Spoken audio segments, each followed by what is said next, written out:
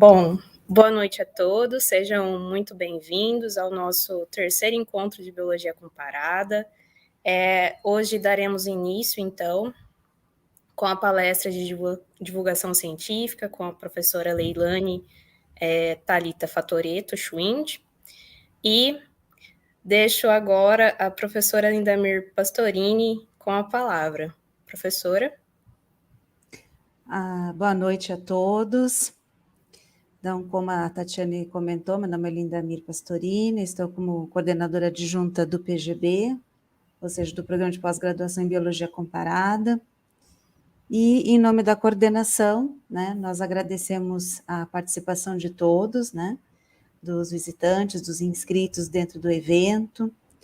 Agradecemos à comissão, né, que se empenhou bastante para organizar todas as etapas, os minicursos, palestras.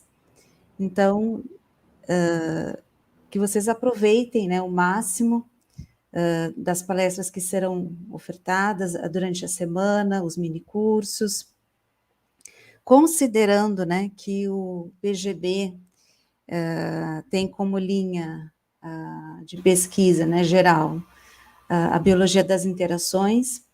Então, as palestras e minicursos, né, o evento como um todo foi organizado de modo a contemplar as diferentes áreas dentro do PGB, né? Então, nós temos a área dentro da botânica, zoologia, genética, ecologia. Então, cada tema, né, está relacionado, então, às linhas de pesquisa e dos trabalhos desenvolvidos pelos nossos discentes, juntamente com os professores, né, do programa. Então, hoje, considerando a palestra de abertura, né, como a Tatiane comentou, sobre o tema divulgação científica, então, um tema bastante relevante, considerando a importância da divulgação do conhecimento científico, de formas, né, que possam atingir diferentes áreas da sociedade, e considerando o momento em que vivemos, né, da importância dessa divulgação, de muito que nós temos em relação a fake news, né, então é muito importante essa transmissão desse conhecimento, como divulgar esse conhecimento. Então, a palestra, né, de abertura de hoje apresenta essa qualidade, essa importância, né, considerando também o momento que nós estamos vivendo. Então, nós desejamos a todos, né, aos palestrantes, aos que vão ministrar os minicursos, êxito nessas atividades, que nós tenhamos uma semana com bastante sucesso, e mais uma vez, bem-vindos a todos, né, ao terceiro encontro da Biologia Comparada.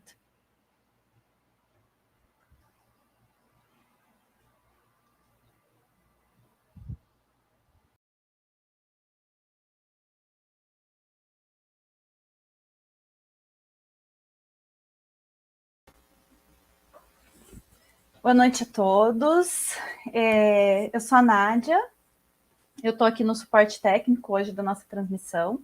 Eu vou chamar nesse momento, então, o Alfonso para ele fazer a apresentação da palestrante da noite e a mediação da nossa palestra de hoje. Boa noite a todas as pessoas que chegaram nesse terceiro encontro da Biologia Comparada, sejam todos bem-vindos.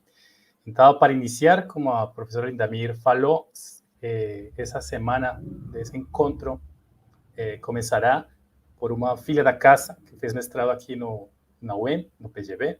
Então, vou fazer uma breve descrição dela antes de dela apresentar sua palestra. Então, nossa palestrante é Leilane Schwind. Ela é licenciada em Ciências Biológicas pela Faculdade Uningá, 2009. Ela fez mestrado aqui em casa, Biologia Comparada, na Universidade Estadual de Maringá. Fez doutorado em Ciências Ambientais pelo Programa de Pós-Graduação em Ecologia e Ambientes Aquáticos Continentais em 2017. Fez um postdoc aqui também na UEM. Ela tem experiência na área de ecologia, com ênfase em ecologia de comunidades. Atua principalmente em estudos que utilizam a comunidade zooplantônica como bioindicadores ambientais. Também atua como professora adjunta nos cursos de Engenharia Ambiental e Tecnologia em Meio Ambiente da Universidade Estadual de Maringá, campus Umuarama, ministrando disciplinas de ecologia e ecotoxicologia. Atualmente atua como professora adjunta no Departamento de Ciências da Universidade Estadual de Maringá, campus Goiôerê, no curso de licenciatura plena em Ciências. A palestra de Lilani será sobre divulgação científica. Então, Lilani, o cenário todo seu. Olá, obrigada, Afonso. Boa noite a todo mundo. Deixa eu só compartilhar aqui os slides, então. E aí eu já falo com vocês.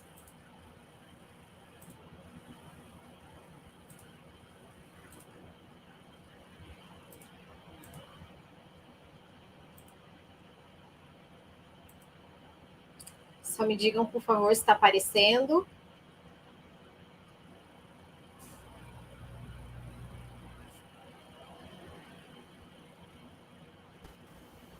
Tá sim, Leilani, pode começar. Então, beleza. Boa noite, pessoal, sejam todos bem-vindos. Antes de começar, eu gostaria muito de agradecer o convite. Como o Afonso mencionou, eu sou filha da casa, sou cria dessa casa. Então, estar aqui hoje como palestra de abertura, para dar espaço depois para uma semana de um monte de palestras geniais, é realmente um grande presente e uma satisfação muito grande estar aqui. Então, eu gostaria muito de agradecer a comissão organizadora pelo convite, de forma especial o João Vitor, que foi quem entrou em contato comigo primeiramente, né? Então, eu gostaria muito de agradecer todo mundo e você que está aqui disposto a me ouvir hoje, tá bom? Então, a gente vai falar um pouquinho sobre divulgação científica. E o que, né? Quais são os assuntos sobre isso? Como que eu moldei a nossa conversa de hoje, né? Então, a gente vai falar... Eu vou me apresentar rapidamente, eu sei que o Afonso também falou um pouquinho, mas aí eu já tinha preparado, então eu vou me apresentar um pouquinho e falar um pouquinho da minha área de atuação, porque essas informações elas vão ser importantes para a gente entender por que eu descobri que a divulgação científica é importante na atuação como pesquisador. E aí eu queria que você também descobrisse isso junto comigo hoje, tá? E aí, para isso, a gente também vai conceituar e diferenciar dois termos importantes, que é o termo de comunicação científica e de divulgação científica. E depois disso, então, eu vou trazer alguns exemplos de como eu trabalhei a divulgação científica na minha área de atuação, lá na docência e tudo mais. E aí, dar ênfase a um projeto que a gente está desenvolvendo desde o ano passado, que é o Livro no Mundo. E, por fim, o fechamento, porque eu gosto, quando a gente tem esse bate-papo aqui, vocês consigam levar uma ideia dentro de uma caixinha para casa para poder pensar, tá bom? Então, mas basicamente vai ser assim que vai ser guiada a nossa conversa de hoje, ok? Bom, então vamos lá me apresentar rapidinho. Eu sei que o Afonso já falou, então também vou falar rapidamente. Eu sou graduada em Ciências Biológicas, né, licenciatura, fiz o mestrado aqui no PGB, sob a orientação do professor Fábio Amodeu Lanzactoa, e depois, posteriormente, realizei o doutorado no PEA, né, que é na pós-graduação de Ecologia de Ambientes Aquáticos Continentais, e também fiz um pós-doc, daí o doutorado também sob a orientação do professor Fábio, e o pós-doc sob a orientação da Claudinha, da Cláudia Costa Bonecker, que é professora no programa, né?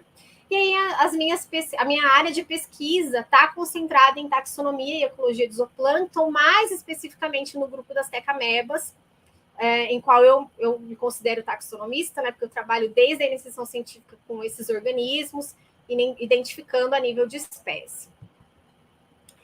E aí, em relação à minha experiência profissional, eu já trabalhei como professora colaboradora da UEM do campus de Umuarama para os cursos de Engenharia Ambiental e Tecnologia em Meio Ambiente. Atualmente, atuo no campus de Goiôerê, lecionando para o curso de licenciatura em Ciências e de Física Médica, agora é um curso novo, que entrou esse ano. Eu também monto conteúdo, apostila e trabalho com algumas aulas práticas para o curso EAD de Ciências Biológicas da Uningá, e também sou professora de especialização em Microbiologia e Controle de Qualidade Microbiológico da Unipar, do campus de Umuarama também. E aí, pessoal, eu queria que vocês prestassem atenção nisso aqui, ó. Quando eu saí do pós-doc e comecei a trabalhar, né, na docência e tudo mais, eu tive a virada de chave aqui, quando eu comecei a lecionar pro curso de Engenharia Ambiental, né, porque eu percebi que eu tive que aplicar o meu conhecimento para o engenheiro ali, e que normalmente o público que vai contratar os serviços do engenheiro normalmente não é aquele público envolvido com a comunidade científica, né? E sim outro público. E aí eu entendi que talvez a divulgação científica ali fosse mais importante até. E aí eu quero que vocês guardem essa informação, que a gente vai falar um pouquinho sobre isso mais para frente, tá? Para entender como que eu trabalho com a divulgação científica. Bom, e aí, como eu já mencionei, a minha área de pesquisa, né, principalmente as amebas testáceas, ou também tecameba, que, para quem não conhece, são esses organismos lindos aqui, ó. E aí, rapidamente, eu vou falar para quem não conhece, né? São unicelulares, protozoários de vida livre, não tem no grupo de tecameba espécie parasita. Então, o que é a tecameba? Nada mais é do que uma célula, uma ameba, que constrói a sua casinha, né? Então, dependendo do tipo da carapaça, né, da teca, a gente vai ter a diferenciação de espécie. Então, elas apresentam, né, pseudópodes, que são extensões citoplasmáticas temporárias, que saem aqui, ó, por uma abertura que a gente chama de pseudostoma, e auxiliam, então, esses organismos a capturar alimento e a se locomover. Então, a ornamentação da carapaça, né, o tipo da carapaça, e também as dimensões do pseudostoma são caracteres utilizados na taxonomia para diferenciar uma espécie da outra, né? Então, se a gente olhar aqui, são vários tipos de tecameba, e a gente pode ver que a abertura, o pseudostoma, é diferente em cada uma delas, né? E aí, essas diferenças morfológicas também são utilizadas em estudo ecológico, porque, dependendo do tipo de carapaça, a gente vai ter um requerimento ambiental específico também. E aí, quando a gente pensa na estrutura dessas carapaças, nós podemos dizer que elas podem ter dois tipos de origem endógena ou exógena. O que isso quer dizer? Bom, a teca de produção exógena, ela é aquela em que a ameba, ela produz um tipo de cimento, uma colinha, e utiliza grãos, né, partículas do meio para produzir a sua teca. Então, ela usa produtos externos, né, como, por exemplo, grãos de quartzos ou frústula de diatomácea. Já a teca endógena é aquela em que a própria célula, a própria ameba, vai formar a carapaça com um produto que ela mesma secreta. Aqui, no caso, ele pode ser de sílica ou calcário, então as tecas vão ter esse formato aqui de plaquinhas com coloração mais translúcida, ou a ameba também pode secretar um produto proteico, né? E muitas vezes vai estar associado a ferro e manganês, que vai dar essa coloração mais alaranjada e amarronzada. E aí, nesse caso, a gente encontra, né, carapaça mais lisa, homogênea, que pode, então, escurecer com o tempo, justamente por conta da deposição do ferro e do manganês. Bom, e aí, né, eu trabalhei com esse grupo desde a minha iniciação científica, trabalho até hoje, e aí, com as observações ecológicas, a gente percebeu que as tecamebas poderiam ser consideradas bioindicadores ambiental, bioindicador da qualidade da água. Então, essa informação é importante, porque daqui a pouco eu vou usar ela lá, quando eu mencionar como é que foi meu trabalho na engenharia ambiental, né? E aí, existem alguns motivos para a gente poder afirmar isso, né? O primeiro deles é que eu já mencionei, as diferenças na constituição da carapaça vai implicar em requerimentos ambientais diferentes. Então, a gente já estudou algumas coisas, a gente pode afirmar que as tecamebas são bioindicadoras de produtividade dos sistemas, então tem espécies que são indicadoras de ambientes mais oligotróficos, eu tenho espécies indicadoras de ambientes mais eutróficos, por exemplo. E, além disso, elas também são indicadoras da concentração de material inorgânico e orgânico em suspensão nos ambientes.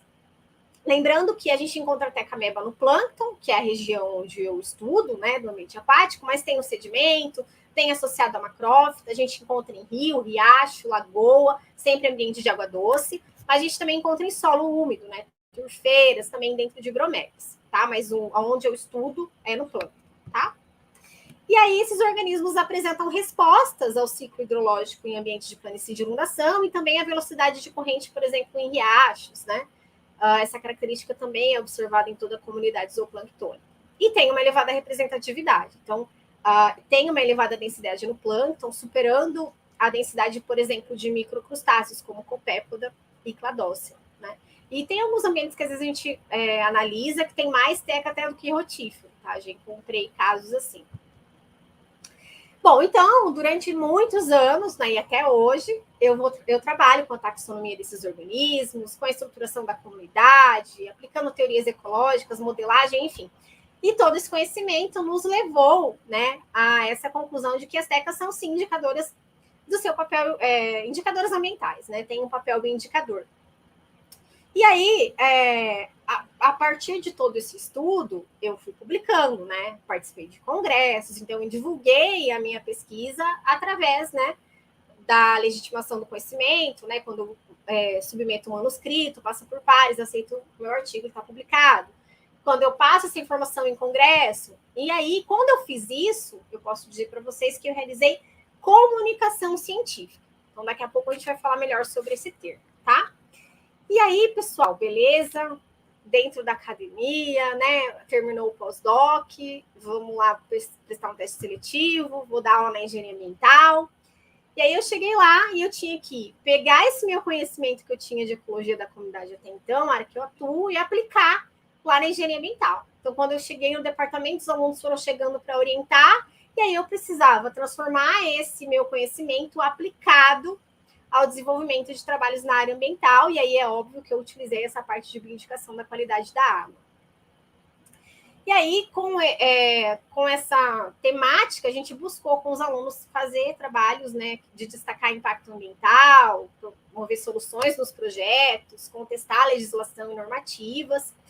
E aí, com isso, aconteceu que eu percebi que, para quem o engenheiro ia prestar serviço, normalmente era algum lugar de consultoria ambiental, para proprietários específicos de algum estabelecimento, alguma propriedade, ou para uma comunidade que vive em torno de uma região que vai sofrer o impacto de algum projeto, né?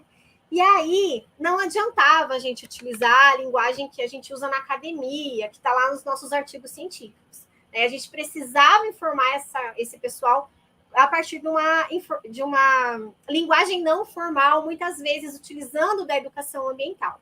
E aí foi aqui que eu percebi a importância da divulgação científica, tá? E aí, então, vamos conceituar um pouquinho e diferenciar esses dois termos.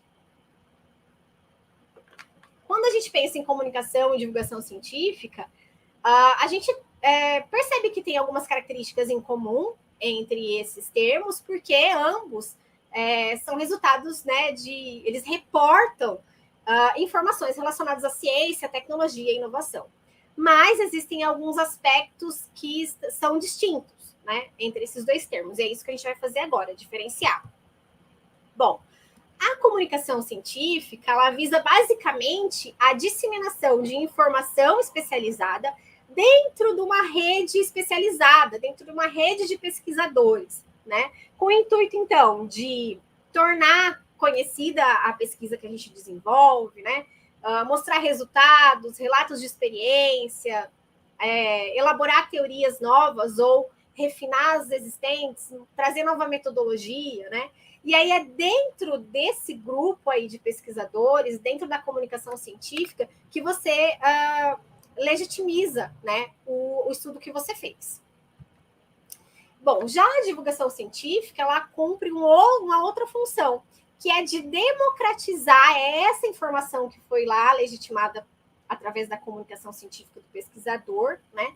Democratizar essa informação, esse conhecimento científico e estabelecer condições para a chamada alfabetização científica. Então, a divulgação científica, ela inclui, né, para a sociedade como um todo, no debate sobre temas especializados que vão influenciar o seu cotidiano, o seu dia a dia.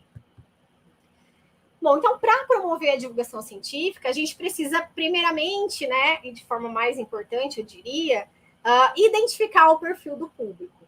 Então, aqui, agora, eu estou usando um tipo de linguagem, mas se eu for lá trabalhar com uma galera de consultoria ambiental, eu vou usar outra linguagem. Se for trabalhar com uma turma de alunos de terceira idade, outra linguagem, né? Então, a gente tem que se adequar ao público que a gente vai conversar. E, a partir daí, também o nível do discurso. Além da natureza dos canais ou ambientes utilizados para a vinculação da informação e a intenção explícita de cada processo em particular. Mas quando a gente fala em divulgação científica, a gente tem que ter essa noção que a gente precisa mudar a nossa linguagem técnica, né? Para atingir e conseguir, de fato, informar o nosso público. Mas essa mudança na linguagem, você tem que tomar cuidado com isso, porque ela pode descaracterizar a informação a ser transmitida a ponto do conhecimento ser repassado de forma equivocada, né? Então, por exemplo, vou usar um exemplo aqui meio que da minha área. Eu vou lá, eu crio um site, uma página no Instagram, enfim, e aí eu vou falar de Tecameba para a comunidade geral. Eu pego uma foto embaçada, que não mostra estrutura, e afirmo que é a Tecameba X. Quando eu fiz isso, eu estou transmitindo uma informação equivocada, né? Eu vou deixar aquela foto embaçada sem mostrar, comprovar de fato que a espécie X é a espécie X, porque meu público é leigo e ele não vai saber me contestar? Não, né? Eu tenho que produzir um material real, né? Que não seja equivocado. Então, a gente tem que prestar atenção na linguagem. Dependendo do público, tem que ser uma linguagem mais lúdica? Tem, mas não pode também perder a essência da informação, né? Ela não pode ser distorcida. Bom, então existe um consenso com relação à importância e à necessidade de elaborar políticas e estratégias pedagógicas que vão auxiliar na compreensão do conhecimento científico, né? E isso tem que ser feito, né, por experiências além dos muros da universidade. A gente não consegue atingir a sociedade em si se a gente ficar dentro lá só do nosso laboratório, só conversando com os demais biólogos, no nosso caso aqui, né? E por muito tempo, nós pesquisadores pecamos em relação a isso, né? A gente vive ainda um momento difícil, né, de negação da ciência, que muitas vezes a gente é criticado por conta disso, porque a gente está lidando com uma sociedade que não compreende a importância da ciência para a vida dela, né? E cabe a nós modificar essa situação, e a divulgação científica está aí para isso. Né? Então, a divulgação da ciência ela é uma prática social que vem sendo cada vez mais ampliada e desenvolvida nos chamados espaços não formais, né, e nas diferentes mídias, e compreende a utilização de recursos, técnicas, processos, produtos, para a vinculação da informação. Então, hoje em dia, a gente tem que buscar outros tipos de canais também, né? E isso se intensificou ainda mais com a pandemia. Então, aqui nós estamos num exemplo prático, né? Se a gente não tivesse na pandemia, muito provavelmente eu estaria agora dentro de um anfiteatro palestrando para vocês de forma presencial, né? Como a gente está numa pandemia, a gente teve que mudar, buscar uma outra via para conseguir manter e continuar a transmitir o conhecimento científico. Bom, então a literatura também diz e defende que o próprio cientista ele deve se ocupar da divulgação científica, seja por uma natural competência ou porque a gente tem, de fato, o compromisso de compartilhar o que a gente produz com quem, de fato, nos financia, que é a sociedade. Né? Então, desde a iniciação científica, por exemplo, eu tive bolsa, né? Desde a iniciação científica até o pós-doc do governo. Mas quem que traz o dinheiro para o governo? Os impostos da sociedade, né? Então, a gente tem que, ou por obrigação, passar esse conhecimento adiante.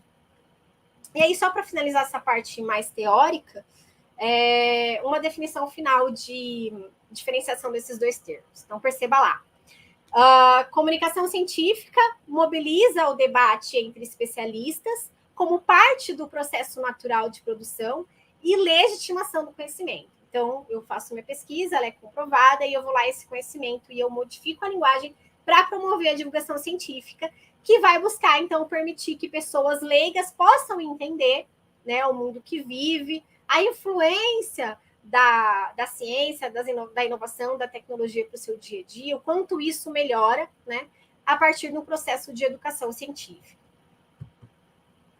Bom, e agora, então, eu trago alguns exemplos para entender como que eu trabalhei tanto comunicação como divulgação científica lá na graduação.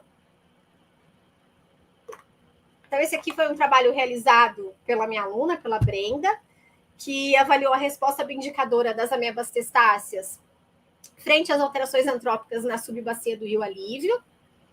Então, antes da gente começar as coletas, a gente já teve que fazer educação ambiental, teve que fazer divulgação científica, porque o lugar dos pontos eram em propriedade privada, então a gente precisou chegar para esses moradores, explicar porque a gente queria pesquisar, porque que era importante. A gente foi muito bem recebido, inclusive eles ficaram interessados em saber o resultado final da pesquisa, nos ajudaram com as coletas, e a gente realizou, então, coleta em 4 pontos, um de nascente preservado, um outro mais abaixo também preservado, e em 2 pontos com problemas, né? Pisoteio de gado, falta de mata ciliar, despejo de piscicultura, e aí a gente avaliou a diferença aqui, tanto na qualidade da água, avaliou coliformes fecais totais, enfim. E aí esse resultado foi divulgado também através de comunicação científica em congressos, e também o manuscrito está submetido para sair agora entre esse mês e o mês que vem, tá? Então, a gente aqui, o processo de divulgação científica para conseguir fazer as coletas foi primordial. Outro exemplo importante é a análise, esse outro TCC de uma outra aluna minha, que é a Ana Paula, que analisou a resposta bioindicadora de amebas testáceas frente ao processo de assoreamento do Lago Aratimbó. Esse lago ele fica em Umuarama, é um lago meio que cartão postal da cidade, um lago urbano que tem sofrido assoreamento, né? Então, a gente realizou as coletas, promoveu a comunicação científica, inclusive o artigo já está publicado, o TCC já foi publicado. A Ana realizou educação ambiental falando sobre o lago nos colégios próximos a ele. E aí uma coisa muito legal da divulgação científica, porque esses resultados foram expostos para a prefeitura, para o pessoal de lá. E atualmente o lago está sofrendo processo de revitalização, por conta também do trabalho desenvolvido pela Ana, né? Então, essas fotos são dessa semana, eu pedi para uma aluna que mora lá tirar para mim. Então, eles estão fazendo o rebaixamento do nível da represa, estão limpando, fazendo um processo aí para começar a limpeza do lago. E foi muito gratificante isso, né? Muito legal. E aí, mais um exemplo, que é de uma orientada minha também da engenharia ambiental, que é a Letícia, que trabalhou com o papel da educação ambiental na gestão dos resíduos sólidos urbanos. A divulgação, a comunicação científica desse trabalho também já foi realizada, ele virou capítulo de livro. E nesse trabalho, a Letícia avaliou a evolução da quantidade e da qualidade dos resíduos sólidos urbanos em função de uma série de ações educativas, né, divulgação também científica, envolvendo a sociedade e a comunidade escolar. Então, foi desenvolvido esse trabalho em 4 bairros da região de Umuarama durante 4 meses, e aí a Letícia fez a pesagem desse resíduo no início, durante o processo de educação ambiental que ela foi fazendo com o pessoal, e no final do trabalho também, depois que todo o processo de educação ambiental foi realizado. Então, o pessoal da cooperativa nos ajudou, né? Eles faziam a coleta nos 4 bairros e isolava esse produto reciclável em bags específicas para não misturar com os demais bairros da cidade, e também o resíduo, né? Aquilo que o pessoal manda como lixo reciclável, que na verdade não é, para a Letícia poder pesar e comparar. E aí a Letícia começou as ações nas escolas, com palestras, atividades, e aí ela também foi para as paróquias dos bairros. A gente fez esse panfleto, elaborou esse panfleto, ensinando o que era produto reciclável, falando da importância de se colocar o lixo reciclável para que o pessoal da cooperativa fizesse, né, pegasse isso para levar embora, para, né, tipo, incentivar o trabalho do pessoal da cooperativa. E aí a gente fez 2 projetos na escola, que era de armazenar buchas de pia, porque a gente tem uma indústria lá em Umuarama que utiliza isso aqui para fazer puff. E também a gente colocou um posto de coleta de pilhas e baterias usadas. E aí, no entorno da escola, a educação ambiental foi feita com os moradores, juntamente com os alunos. E aí, o restante dos 4 bairros foi feita a panfletagem por mim, pela orientadora dela, que é a Juliana, e a gente foi de casa em casa durante vários finais de semana, fazendo essa parte de divulgação e de educação ambiental. E aí o resultado foi muito legal, né? Porque a gente teve no final aqui, ó, vendo, né, no decorrer do trabalho, um aumento progressivo do lixo reciclável sendo destinado à cooperativa e a diminuição também dos resíduos. Isso comprovou, então, que esse tipo de atividade de divulgação ambiental auxilia na gestão, né, do gerenciamento dos resíduos sólidos municipais. Isso foi muito legal.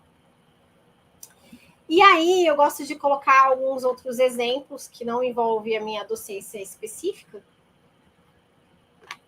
Um deles é o NUPEL, esse núcleo de pesquisa que eu tenho um carinho muito grande, trabalhei dentro dele muitos anos e ainda faço parceria com o pessoal. A gente, quem conhece, né, sabe que o NUPEL é um núcleo de pesquisa muito consagrado. A gente tem a comunicação científica sendo realizada todo o tempo ali.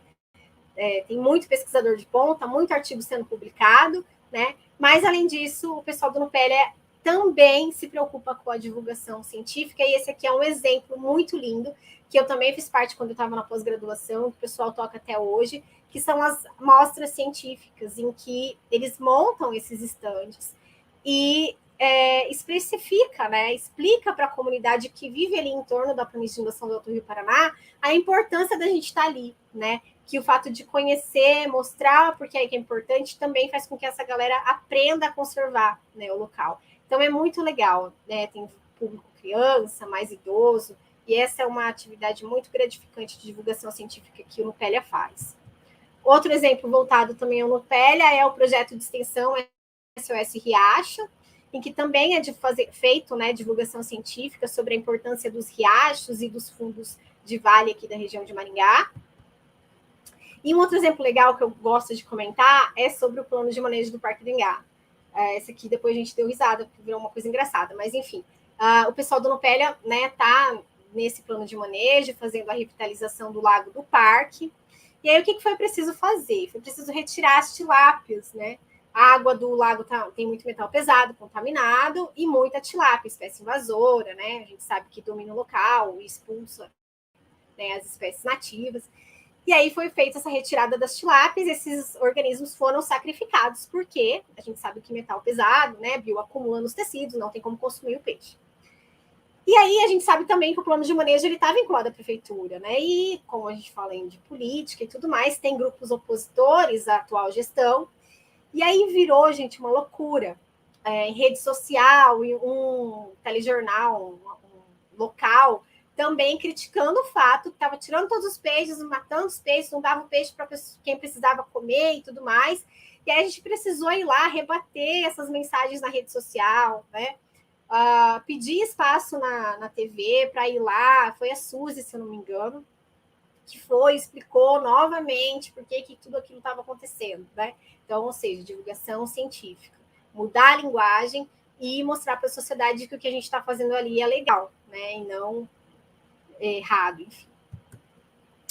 Bom, então tá. Aí, durante toda a minha vida acadêmica e até hoje, eu, né, faço a comunicação científica, porque eu estou trabalhando ainda com taxonomia e ecologia, publicando, né, os trabalhos, divulgando na comunidade científica. Essa foto aqui é bem legal, que foi na Polônia, um simpósio internacional de tecamebolos. Então, todos esses aqui, por incrível que pareça, vocês podem achar que são todos doidos, mas não são. Todos nós aqui trabalhamos com tecamebas e amamos trabalhar com tecamebas. Então, aqui foi um dos eventos mais legais, eu acho, da minha carreira até hoje, e que a gente pôde, então, né, divulgar, né, o trabalho com o pessoal da área, enfim. E aí, eu, durante muito tempo e até hoje, eu faço a comunicação científica, né, através da publicação dos artigos, mas aí eu achei que, além, né, como eu trabalhei com divulgação científica lá para o engenheiro ambiental, por que não aplicar isso de uma forma mais assim específica para as tecamebas e tudo mais, para a taxonomia? E aí a gente teve uma ideia juntas, eu e a Mariana. A Mariana também é outra tecamebóloga, que já foi minha orientada e virou uma amiga de vida. E aí essa baixinha comprou a ideia, uma taxonomista também maravilhosa, produz vídeos e imagens perfeitas. E aí a gente teve a ideia de criar, na pandemia, no ano passado, uma página no Instagram, que é o Lime no Mundo. Então, eu já aproveito e vou fazer o meu jabá aqui. A Mari deve estar assistindo, então eu tenho que fazer bem certinho para não reclamar depois. Então, vai lá. Eu sei que você está com o seu celular na mão agora e você tem Instagram. Então, vai lá e curte. Curte não, segue, tá? Segue a nossa página. Então, essa aqui é a página do Lime no Mundo, e agora eu vou te convencer que é legal seguir a gente, tá? Bom, o que a gente fala lá? Sobre assuntos relacionados à limnologia. Então, nós temos fotos e vídeos autorais de espécies planctônicas, várias, e também de tecameba. Então, a gente aborda a taxonomia e ecologia desses grupos. mas também nós abordamos temas ecológicos relevantes não só para a limnologia, né, para a ecologia em geral. Então, tem bastante conteúdo já lá, a gente está sempre publicando. E aí você pode... e aí também a gente tem conteúdo específico para a galera de consultoria ambiental, porque eu tenho muito ex-aluno seguindo, né? Então, a gente tem alguns assuntos que envolvem a limnologia, obviamente, mas que auxiliam ali a galera da consultoria ambiental. A gente também ajuda, pessoal, quem precisa identificar as espécies. Então, tanto eu quanto a Mari, a gente está sempre respondendo a galera lá. Então, se tiver dúvida de alguma espécie que a gente conseguir ajudar, a gente fica à disposição também. E aí, você pode estar agora no evento e falar, não, eu não vou seguir o Limno Mundo, porque eu não trabalho nem com limnologia, nem com ecologia, muito menos com zooplâncton, o que eu vou seguir essa página? E aí eu vou te convencer. Essa é a minha última sacada. Além de todo esse conteúdo, a gente trabalha com conteúdos voltados à escrita científica, tá? Não era o objetivo principal do Limno Mundo, mas aí a gente foi tendo perguntas, a galera foi pedindo, tirando dúvidas em relação a isso, e aí a gente resolveu produzir também esse material que tem tido uma resposta muito bacana do público, né? Então, aí agora, você não pode usar essa desculpa que você não é da ecologia nem da limnologia. Então, vai lá e pega o nosso arroba e segue a gente, tá? Então, o que a gente tem lá? Conteúdos que te ajudam a escrever o teu projeto, a elaborar uma justificativa. A gente tem essa série aqui que ela tem título Como Devo Organizar Meu Artigo Científico. Então, a gente aborda desde o título até as referências. Essa semana a gente está com uma série sobre cienciometria. Você sabe o que é cienciometria? Não sabe, vai lá, está tudo lá. Temos vídeos também informativos, enfim, vários materiais que podem te ajudar aí no teu processo de produzir os seus trabalhos científicos, ok? Bom, e aí, para finalizar, qual que é a mensagem que eu queria que vocês levassem para casa a respeito do conhecimento científico? Que ele pode acontecer por duas vias principais, né? Pela comunicação científica e pela divulgação científica. Quando eu falo de comunicação científica, é aquele processo que eu vou lá e exponho os meus resultados para outros especialistas para ter a legitimação do conhecimento. E aí, depois disso, eu pego esse conhecimento já, né, verificado, mudo a linguagem e promovo a divulgação científica, que busca, então, a democratização do conhecimento científico, nos auxilia a mostrar para a sociedade a importância do nosso trabalho, né, e também traz esse compromisso de compartilhar o que a gente produz com quem, de fato, nos financia, que é a sociedade, né? E para que a divulgação científica, de fato, aconteça, a gente tem que entender que essa é uma prática que deve ser desenvolvida além dos muros da universidade. A gente tem que chegar até a sociedade, né? Para ser, de fato, um processo integrador. Bom, pessoal, era isso por enquanto. Eu fico à disposição para quem tenha alguma dúvida. Deixo aqui os meus 2 e-mails para contato, se alguém quiser conversar, tirar dúvida e pedir ajuda depois. O próprio Limno Mundo, tanto eu quanto a Mariana estamos lá no suporte. E meu e-mail pessoal também. Sempre estou à disposição. E agradeço a atenção de todos até aqui. E, mais uma vez, o convite do pessoal do PGB. Muito obrigada. Muito legal, Leilani. Muito obrigado, parabéns. Eu vou bater palmas por todas as pessoas que estão aí no chat assistindo, tá? Ou tem algum comentário aí no chat que as pessoas estão fazendo, então vou pedir aí para o staff para colocar algumas dessas perguntas e comentários aqui na tela.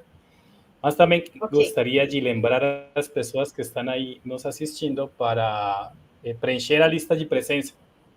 E para lembrar que amanhã, a gente, nesse mesmo horário das 7h30, teremos a segunda palestra desse evento, para que fiquem também nas redes sociais, porque amanhã provavelmente a gente estará transmitindo no canal do PGB. Okay? Então, vou ler a primeira. Aqui a Claudete diz: você acha que as universidades cumprem bem o papel de divulgação científica? Eu acho que hoje melhor do que antes, né? Porque eu acho que a gente começou a acordar um pouco agora, né? A gente vem sendo, durante alguns anos aí, massacrados às vezes, né? A gente já ouviu muitas vezes, até na minha própria família, assim, os professores efetivos, funcionário público, tudo. Eu já ouvi a palavra vagabundo mesmo, né? Então a gente vem sofrendo aí, sendo massacrado durante já vem um tempo, e por isso a gente está acordando, né? Eu acho que é um caminho que ainda é longo, né? Falta muito ainda, mas que a gente está caminhando. Acho que a gente está começando a acordar e ver que a gente tem essa responsabilidade, como eu falei, né? De passar o nosso conhecimento para quem de fato nos financia, que é a população. Muito legal. Aqui a Tati está falando obrigada pela palestra, foi maravilhoso. Havia televisão, escreveu guas. Acho que é uma forma de parabenizar. A Kátia bateu palmas, então as pessoas gostaram bastante da tua palestra. Colocaram no comentário da Bia. Aí um abraço para a Bia, para o Felipe. Um beijo, Bia, saudade. Tem por aqui uma pergunta do orientador ainda. Quais seriam as principais dificuldades? Quais seriam as principais dificuldades que o pesquisador tem para divulgar seus estudos e interagir com a sociedade não envolvida com academia ou pesquisa? Olha, Afonso, eu acho que a principal dificuldade é mudar o discurso mesmo. Eu acho que a gente, às vezes, fica dentro ali da nossa caixinha, sabe? No laboratório, só conversando ali de forma formal, né? Só com o pesquisador. E, por incrível que pareça, às vezes, simplificar acaba sendo mais difícil, assim, né? Então, eu acho que essa é a principal dificuldade, eu acho, que a gente encontra. Acho que seria isso. Mais alguma coisa, professor?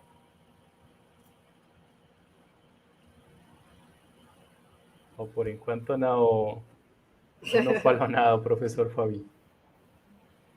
A Bia aí terminou de mandar o São Palmas que ela está enviando e mandou aí beijos e fala de saudades. Comentário do PGB, o conta oficial. Maravilhosa sua fala, Leilani, obrigada pela disponibilidade. Eu que Por agradeço. aqui tem mais perguntas. Tem uma pergunta aqui da Frida. Diz, como você delimita o papel da educação ambiental e da divulgação científica no trabalho com a comunidade não científica? Eu acho que é como eu diferencio a educação ambiental da divulgação científica, né? Acho que é tipo isso que ela quis perguntar, né? Bom, a divulgação científica é quando eu pego algo, assim, eu entendo dessa maneira, né? Quando eu pego algo que eu já pesquisei, né? O conhecimento que eu tenho ali de artigos, de publicação, e eu chego para essa comunidade e falo que aquele desenvolvimento daquele trabalho é importante para A, B, C e D, né? Para várias coisas. A educação ambiental, ela já envolve como se fosse uma disciplina mesmo, né? Dentro do currículo de um curso e tudo mais. Então, quando eu cheguei lá por exemplo, no trabalho da Letícia, quando a gente chegou na escola e trouxe o conteúdo de explicar o que era produto reciclável, o que era rejeito, aonde eu tenho que destinar o lixo corretamente, as cores da lixeira e tudo mais, isso é conteúdo que eu falo voltado à disciplina de educação ambiental, né? Agora, quando eu chego lá para a comunidade, eu falo que é importante destinar o reciclável corretamente, separar do resíduo, e eu conto que eu pesquisei e que teve essa diferença, barará, aí eu estou promovendo a divulgação científica. É assim que eu entendo, tentando exemplificar aqui. Espero que eu tenha sido claro. Ok. A Frida, a pessoa que fez a pergunta, mais embaixo escreveu: parabéns, Lilani. Lá no canal você ensina a fazer palestras assim. Sua didática é maravilhosa. Oh, meu Deus, muito obrigada. E o profe Fábio falou: parabéns pelo tema e pela palestra. Obrigada, professor. Aqui a Nádia tem também uma pergunta. Ela diz: além da identificação do pesquisador com o tema, quais políticas poderiam ser implementadas nas universidades para fomentar mais trabalhos e ações de divulgação científica? Espera aí, deixa eu ler de novo. Além da identificação do pesquisador com o tema, quais políticas poderiam ser?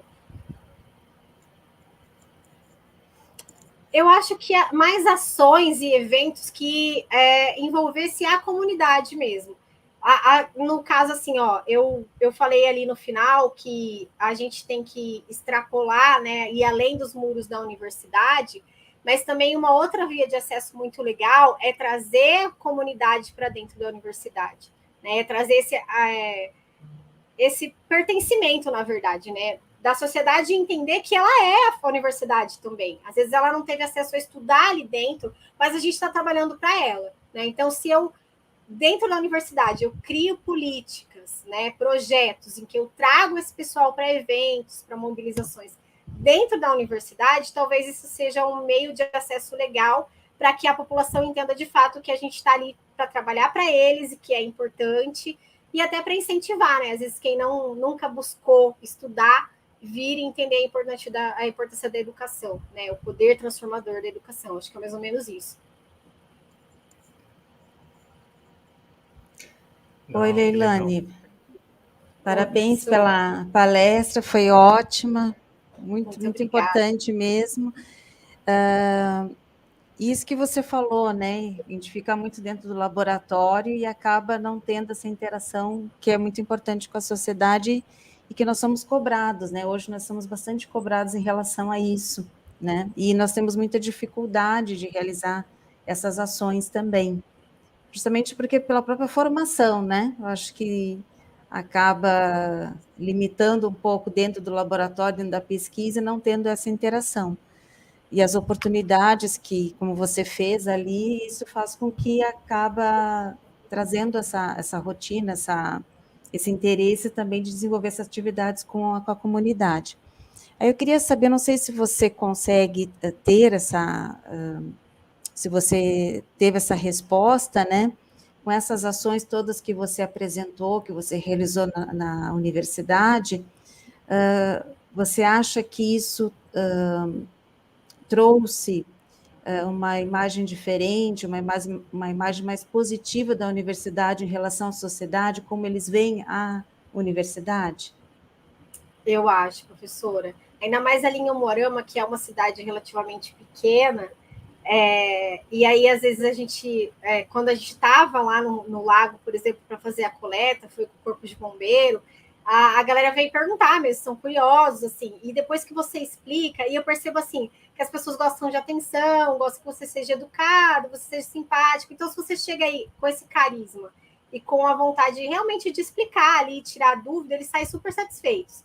Quando a gente fez a panfletagem nas casas, era muito legal, assim, porque o pessoal, cada casa que a gente recebia um café, um bolo, tipo assim, engordei 5 quilos, entendeu? Porque cada casa que você ia, eles te ofereciam alguma coisinha para comer, te dava uma lembrancinha. Aí teve uma mulher que até falou: agora eu tô começando a fazer uns artesanatos com as caixinhas de leite, porque daí assim eu também ajudo, né, a preservar o meio ambiente. Daí a gente falou: com certeza e tal. Então, assim, eu vejo que a comunidade, ela recebe a informação, assim. Se você chega ali com educação mesmo, eles ficam até felizes, assim. Eu só tenho pontos positivos para dizer sobre todos esses trabalhos que a gente fez. Até os proprietários das terras, né, que a gente precisou entrar para coletar, também foram muito legais.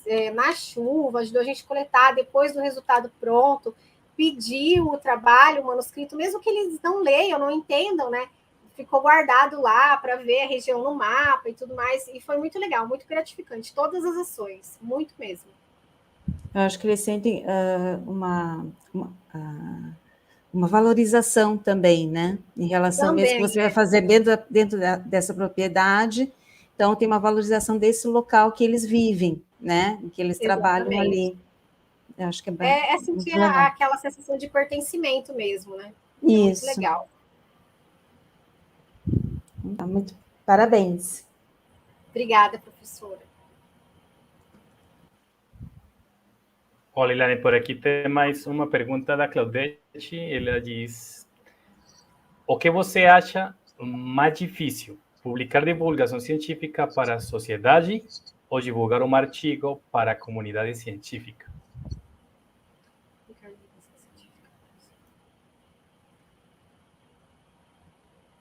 Ó, eu acho que divulgar um artigo para a comunidade científica, a gente já é treinado para isso desde quando a gente ainda na iniciação científica. Então, se acaba que no modo automático, para mim, foi mais difícil trabalhar com a divulgação científica para a comunidade, até eu entender como é que eu tinha que conversar com o pessoal, como é que eu tinha que me mobilizar.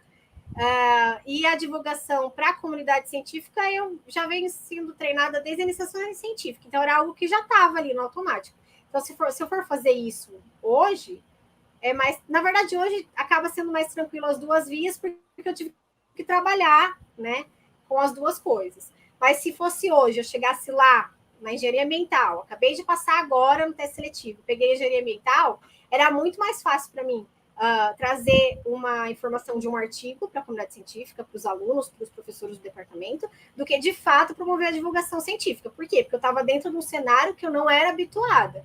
E aí, depois que você, né, na hora que a água bate, você tem que aprender a nadar mesmo, aí, depois disso, você acaba pegando o caminho, e é um caminho sem volta, porque é muito gratificante mesmo. A divulgação científica é enriquecedora mesmo, é muito legal. No, qué legal. Última pregunta que estamos falando, todas nuestras preguntas están orientadas a cómo, como cientistas, podemos melhorar en esa arte, né, que uma arte de divulgação científica.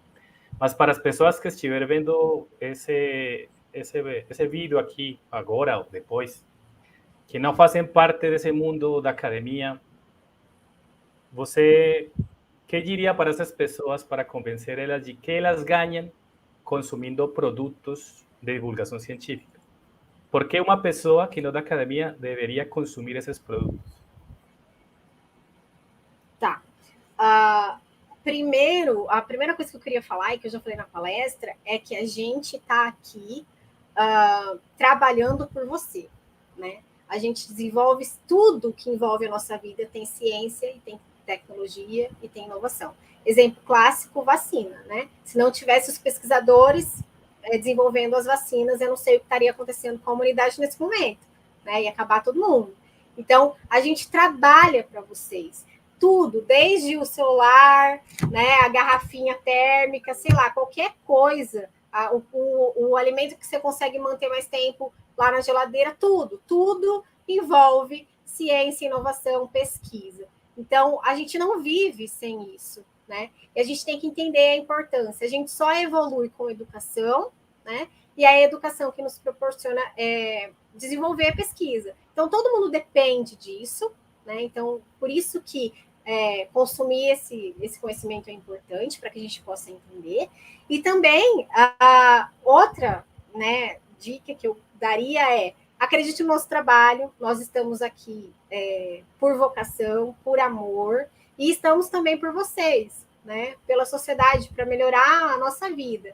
Então, entenda a importância do nosso trabalho e entenda que é importante, né, consumir esse conteúdo, porque a gente depende disso para tudo na vida, né? E isso só vai fazer, se a gente tiver mais pesquisa sendo desenvolvida, melhor vai ser a nossa qualidade de vida.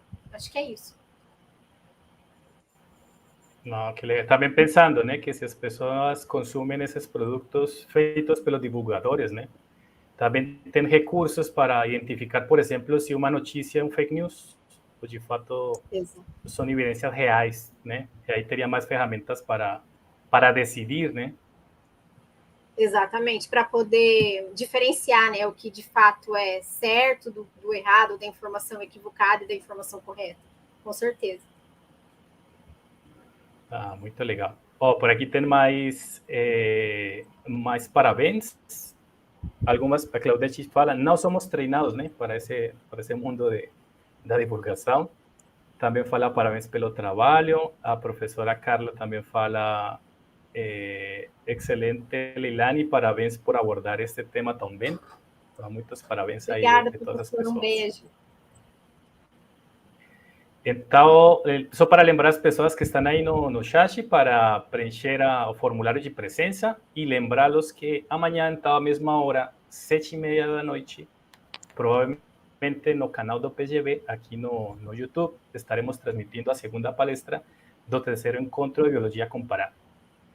Então, em nome da equipe que está por trás aqui, do staff, da Nádia, outras pessoas que estão por aqui, eu agradeço a presença de você, Leilani, e parabenizo de novo você pelo seu trabalho e pela sua apresentação.